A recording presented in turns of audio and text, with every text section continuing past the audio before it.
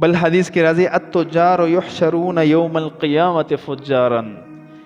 کم تاجران دروغ وي، دوکه کوي، ملاوت کوي، نو د قیامت په ورځ به د دې دا فاجرانو د ګناهګارو په شکل کې د دې حشر کېږي. سرنګون به ولاړ وي، شرمېدلې به ولاړ وي د قیامت په ورځ. الا من اتقى وبر وصدق. او چا چې رښتیا ویلي، نیکي کړې وي او دوکې نه کړې، نو د دې حشر به الله د انبیاء سره کوي. په خپلو معاملاتو باندې غور وکړو چې زما کور ته نن 1,000 روپۍ راغلې، آیا دا د حلالو دي کو د حرامو دي؟ ځکه دا به زما بچیم خوري، زما ښځه به خوري، زما به کور ټول افراد به خوري. نو کو حرام وي نو نه زما دعا قبلیږي، نه عبادت قبلیږي، نه سجدې قبلیږي، نه مې د دې کور د افرادو قبلیږي.